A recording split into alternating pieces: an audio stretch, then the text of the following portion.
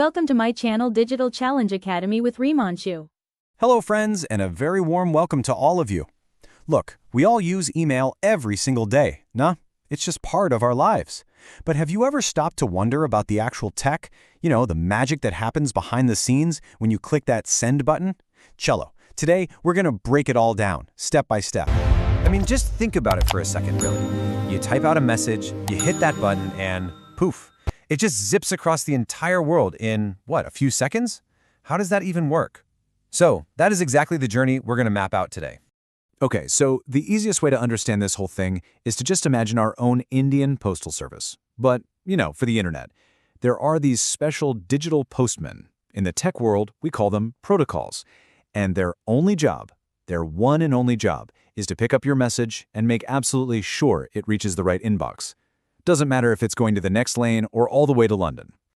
All right, so first things first, before we can follow the email on its grand journey, we have to understand the address itself.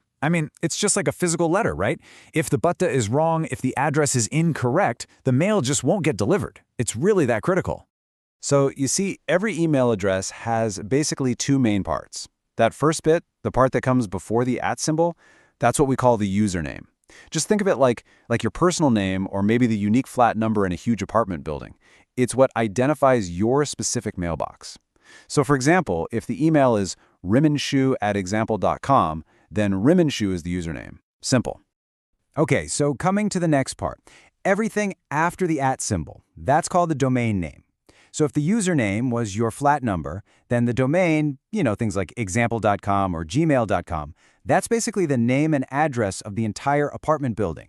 It's what tells our digital postman which server, or you can say which digital post office he needs to go to. Now this part is a real lifesaver, trust me. When you send a mail, you always see those two options, CC and BCC, right? So CC is carbon copy. That's simple enough. It's for keeping your whole team in the loop where everyone can see who else got the mail. But BCC, aha, blind carbon copy. This is the secret weapon.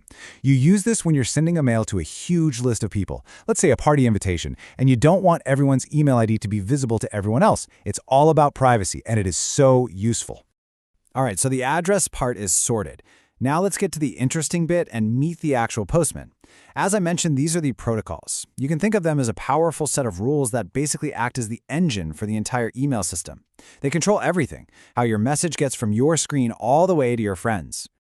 Okay, now what's coming up next? Pay close attention, Yar. This is the core of everything we're talking about today. So, listen carefully. Okay, so as you can see here, these are the three main heroes of our email story. First up, we have SMTP, that's Simple Mail Transfer Protocol. Its one and only job is to send your mail. That's it. Now for receiving mail, there are two options. We have POP3, the Post Office Protocol. This one's the old timer. It downloads your mail to just one computer and usually deletes it from the server. And then, finally, we have the modern superstar, IMAP, the Internet Message Access Protocol. This is what pretty much all of us use now. It's brilliant. It just syncs your mail perfectly across every single device you own.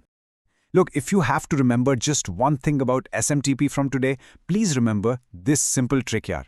The S in SMTP is for sending. Simple. SMTP sends your mail. As simple as that, isn't it? So let's talk a bit more about this receiving story. You see, back in the day, most of us only had one desktop computer, right? So for that, POP3 was fine. It would just download the mail and that's it, job done. But today, oh my God, we have a phone, a laptop, a tablet, maybe more. We need our email everywhere. And that, my friends, is why IMAP is the modern standard. It's so clever. It just keeps your mail on the server and syncs it, so your inbox looks exactly the same, whether you're checking on your mobile on the bus or on your computer at home. Okay, so the mail has arrived safely. Fantastic. But now comes the next problem. With hundreds of emails coming in every day, how do we manage all that chaos? Well, thankfully, your email client is like a super organized virtual filing cabinet. It comes with all these folders to help you keep everything neat and tidy. We see these folders every single day, don't we? But we should think of them as our main weapons against all that inbox clutter. The drafts folder, well, that's your safe space for all those half-written ideas. The spam folder is like a smart gatekeeper that filters out all the useless junk mail. And of course, the trash is just your temporary recycle bin. Honestly, mastering these folders is the real key to a peaceful digital life.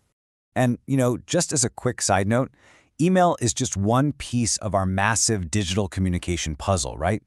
Another huge piece is, of course, social networking.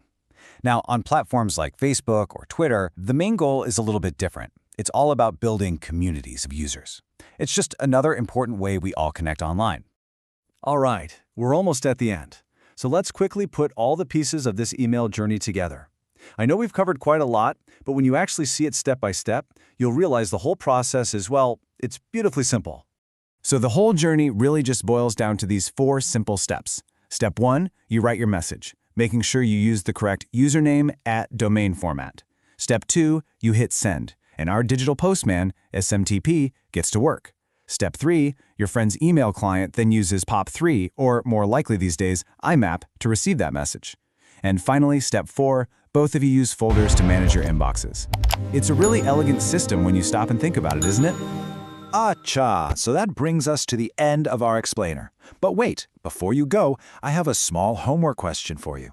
We did talk about it earlier, so let's see who was paying attention.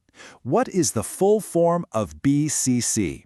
Please do one thing. Just write your answer in the comments section below. Let's see who remembers. Thanks so much for tuning in today.